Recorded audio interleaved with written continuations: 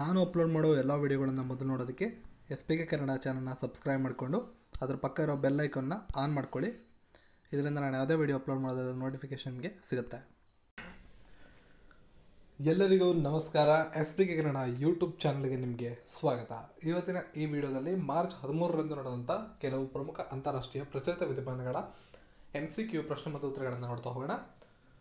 So ಇದರ PDF ಅನ್ನು ನೀವು ನಮ್ಮ ಟೆಲಿಗ್ರಾಮ್ ಗ್ರೂಪ್ಗೆ ಹೋಗಿ ಪಡ್ಕೋಬೋದು. ಅದರ ಲಿಂಕ್ ನಿಮಗೆ ಈ ವಿಡಿಯೋದ ಡಿಸ್ಕ್ರಿಪ್ಷನಲ್ಲಿ ಸಿಗಲಿದೆ. ನನ್ನ ಎಲ್ಲ ಸೋಷಿಯಲ್ ಮೀಡಿಯಾ ಲಿಂಕ್ಗಳು ಕೂಡ ಈ ವಿಡಿಯೋದ ಡಿಸ್ಕ್ರಿಪ್ಷನಲ್ಲಿ ನಿಮಗೆ ಸಿಗಲಿದೆ.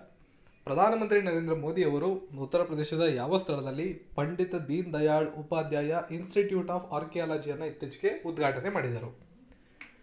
ಆಪ್ಷನ್ಗಳನ್ನು ನೀವು ನೋಡ್ಕೋಬೋದು. ಸರಿಯಾದ ಉತ್ತರ ಪ್ರದೇಶದ ಗ್ರೇಟರ್ ನೋಯ್ಡಾದಲ್ಲಿ ಅವರು ಪಂಡಿತ್ ದೀನ್ ದಯಾಳ್ ಉಪಾಧ್ಯಾಯ ಇನ್ಸ್ಟಿಟ್ಯೂಟ್ ಆಫ್ ಆರ್ಕಿಯಾಲಜಿಯನ್ನು ಉದ್ಘಾಟನೆ ಮಾಡಿದ್ದಾರೆ. ಪ್ರಧಾನಿ ನರೇಂದ್ರ ಮೋದಿ ಅವರು ಉತ್ತರ ಪ್ರದೇಶದ ಕಾನ್ಪುರ, ಗಾಜಿಯಾಬಾದ್ ಮತ್ತು ವಾರಾಣಸಿಗೆ ಭೇಟಿಯನ್ನು ನೀಡಿದರು. ಈ ಸಂದರ್ಭದಲ್ಲಿ ಗ್ರೇಟರ್ ನೋಯ್ಡಾಗೆ ಕೂಡ ಭೇಟಿ ನೀಡಿ ಇದಕ್ಕೆ ಚಾಲನೆಯನ್ನು ನೀಡಿದರು. ಮನ್ಪ್ರೀತ್ ಓಹ್ರಾ ಯಾವ ದೇಶದ ಮುಂದಿನ ಭಾರತದ ರಾಯಭಾರಿಯಾಗಿ ನೇಮಕಗೊಂಡಿದ್ದಾರೆ?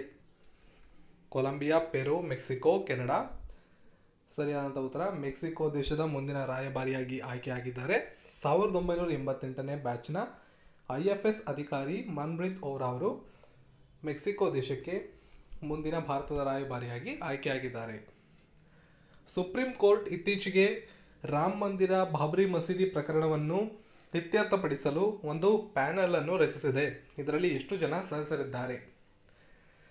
ಸರಿಯಾದಂಥ ಉತ್ತರ ಇದರಲ್ಲಿ 5 ಜನ ಸದಸ್ಯರನ್ನು ನೇಮಕ ಮಾಡಲಾಗಿದೆ.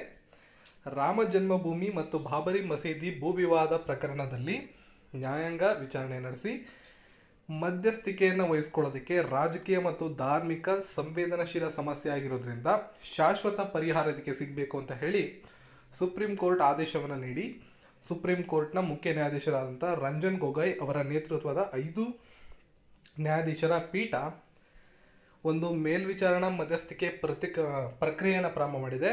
ಅದಕ್ಕೆ ಅಧ್ಯಕ್ಷರನ್ನಾಗಿ ಜಸ್ಟಿಸ್ ಕಾರಿಪುಲ್ಲಾ ಅವರೊಂದಿಗೆ 3 ಮಧ್ಯವರ್ತಿ ಸಮಿತಿಯನ್ನು ರಚನೆ ಮಾಡಿದೆ. 3 ಜನರ ಸದಸ್ಯರ ಒಂದು ಸಮಿತಿಯನ್ನು ರಚನೆ ಮಾಡಿದೆ.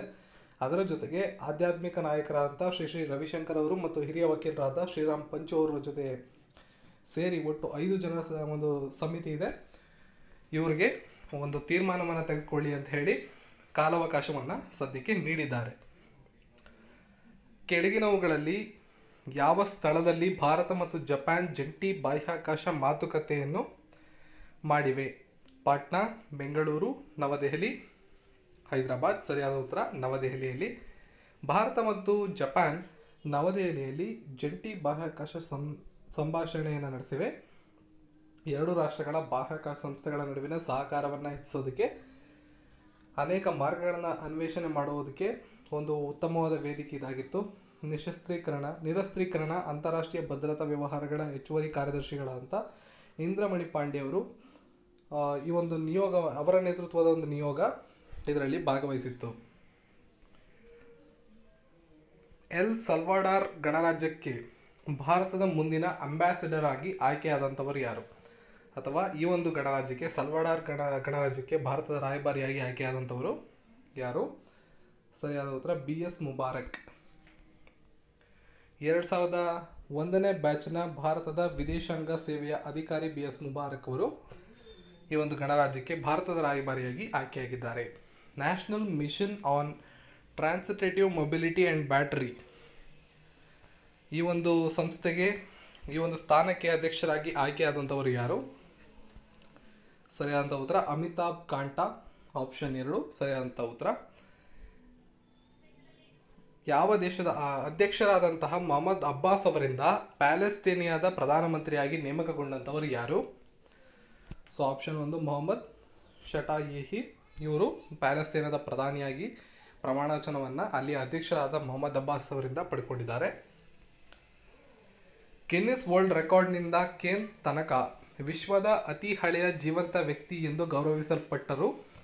ಅವರು ಯಾವ ದೇಶಕ್ಕೆ ಸೇರಿದವರಾಗಿದ್ದಾರೆ? ಸರಿಯಾದ ಉತ್ತರ ಜಪಾನ್ ದೇಶಕ್ಕೆ ಅವರು ಸೇರಿದ್ದಾರೆ. 116 ವರ್ಷದ ವಯಸ್ಸಿನ ಈ ಒಂದು ಮಹಿಳೆ ಗಿನ್ನಿಸ್ ವರ್ಲ್ಡ್ ರೆಕಾರ್ಡನ್ನು ಮಾಡಿದ್ದಾರೆ. ವಿಶ್ವದ ಅತ್ಯಂತ ಹಳೆಯ ಜೀವಂತ ವ್ಯಕ್ತಿ ಅನ್ನೋ ಒಂದು ಗಿನ್ನಿಸ್ ವರ್ಲ್ಡ್ ರೆಕಾರ್ಡನ್ನು ಮಾಡಿದ್ದಾರೆ. ರಿವರ್ಸ್ ರಿಸರ್ವ್ ಬ್ಯಾಂಕ್ ಆಫ್ ಇಂಡಿಯಾದ ರೆಪೋ ದರಕ್ಕೆ ಉಳಿತಾಯ ಖಾತೆಗಳ ಮೇಲೆ ಬಡ್ಡಿ ದರವನ್ನು ಸೇರಿಸುವ ಮೊದಲ ದೇಶೀಯ ಬ್ಯಾಂಕ್ ಯಾವುದಾಗಿದೆ? ಸರಿಯಾದ ಉತ್ತರ SBI, state bank of India. Option 2 ಸರಿಯಾದ ಉತ್ತರ. ರಿಸರ್ವ್ ಬ್ಯಾಂಕ್ ಆಫ್ ಇಂಡಿಯಾ ಈ ಕೆಳಗಿನ ATMಗಳನ್ನು ಕೇಂದ್ರ ಬ್ಯಾಂಕ್ನಿಂದ ನೇರವಾಗಿ ಮೂಲ ಹಣಕ್ಕೆ ವ್ಯಾಪಾರದ ಮಾರ್ಗಸೂಚಿಗಳನ್ನು ಕಡಿಮೆಗೊಳಿಸಿದೆ. ಯಾವ ATMಗಳ ಮೂಲಕ ಅಂತ ಕೇಳಿದ್ದಾರೆ. ಸರಿಯಾದ ಉತ್ತರ ವೈಟ್ ಲೇಬಲ್ ATMಗಳ ಮೂಲಕ ಈ ಮಾರ್ಗಸೂಚಿಗಳನ್ನು, ವ್ಯಾಪಾರದ ಹಣ, ನೇರವಾದ ಹಣದ ಮಾರ್ಗಸೂಚಿಗಳಿಗೆ ಕಡಿಮೆಯನ್ನು ಮಾಡಿದ್ದಾರೆ. ಪ್ರಧಾನಮಂತ್ರಿ ಉಜ್ವಲ ಯೋಜನಾ ಭಾಗವಾಗಿ ಯಾವ ರಾಜ್ಯ ಹೆಚ್ಚಿನ ಉಚಿತ LPG ಸಂಪರ್ಕವನ್ನು ವಿತರಣೆ ಮಾಡಿದೆ? ಸರಿಯಾದ ಉತ್ತರ ಉತ್ತರ ಪ್ರದೇಶ ರಾಜ್ಯ. ಪ್ರಧಾನಮಂತ್ರಿ ಉಜ್ವಲ ಯೋಜನೆ ಭಾಗವಾಗಿ ಏನು ಉಚಿತ LPG ಸಿಲಿಂಡರ್ನ ನೀಡೋ ಕಾರ್ಯಕ್ರಮ ಏನು ಪ್ರಾರಂಭ ಆಯಿತು, ಆ ಕಾರ್ಯಕ್ರಮ ಈಗ 7 ಕೋಟಿ ಗಡಿಯನ್ನು ದಾಟಿದೆ. ಕಳೆದ 34 ತಿಂಗಳುಗಳಲ್ಲಿ 7 ಕೋಟಿ ಜನರಿಗೆ ಉಚಿತ ಅಡುಗೆ ಅನಿಲವನ್ನು ನೀಡಲಾಗಿದೆ. ಅದರ ಡೀಟೇಲ್ಸ್ ನೀವು ನೋಡ್ಕೋಬೋದು. ಪ್ರತಿದಿನ 69,000 ಕನೆಕ್ಷನ್ಸನ್ನು ಅಂದಾಜು ನೀಡಲಾಗಿದೆ. 2016 ಮೇ 1ರಂದು ಯೋಜನೆ ಪ್ರಾರಂಭ ಆಯಿತು. 5 ಕೋಟಿ ಜನರಿಗೆ ಈ ಒಂದು ಗ್ಯಾಸ್ ಸಂಪರ್ಕವನ್ನು, ಉಚಿತ ಅಡುಗೆ ಅನಿಲ ಸಂಪರ್ಕವನ್ನು ನೀಡಬೇಕು ಅನ್ನೋ ಒಂದು ಗುರಿಯೊಂದಿಗೆ ಇದು ಪ್ರಾರಂಭ ಆಗಿತ್ತು. ಆಲ್ರೆಡಿ 7 ಕೋಟಿಗೆ ಇದು ತಲುಪಿದೆ. ಇದರಲ್ಲಿ ಹೈಯೆಸ್ಟು ಉತ್ತರ ಪ್ರದೇಶ 1.26 ಕೋಟಿ ಕುಟುಂಬಗಳು ಅಲ್ಲಿ ಉಚಿತ LPG ಸಿಲಿಂಡರ್ನ ಪಡ್ಕೊಂಡು ಮೊದಲನೇ ಸ್ಥಾನ ಇದ್ದರೆ, ನಂತರ ಪಶ್ಚಿಮ ಬಂಗಾಳ 78 ಲಕ್ಷದ ಜೊತೆ 2ನೇ ಸ್ಥಾನದಲ್ಲಿ, ಹಾಗೂ ಬಿಹಾರ 77.5 ಲಕ್ಷದೊಂದಿಗೆ 3ನೇ ಸ್ಥಾನದಲ್ಲಿ ಇರ್ತವೆ.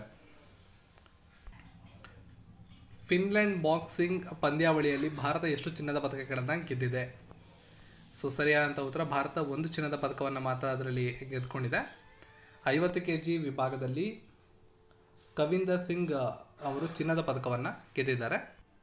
ಕವಿಂದರ್ ಸಿಂಗ್ ಬಿಸ್ಟ್ ಅವರು 50 kg ವಿಭಾಗದಲ್ಲಿ ಚಿನ್ನದ ಪದಕವನ್ನು ಗೆದ್ದುಕೊಂಡಿದ್ದಾರೆ. ಈ ಮಾಹಿತಿಗಳು ನಿಮಗೆ ಇಷ್ಟ ಆಗಿದ್ರೆ ವಿಡಿಯೋನ ಲೈಕ್ ಮಾಡಿ, ಶೇರ್ ಮಾಡಿ, ಜೊತೆಗೆ ನಮ್ಮ ಚಾನಲ್ನ ಸಬ್ಸ್ಕ್ರೈಬ್ ಮಾಡಿ.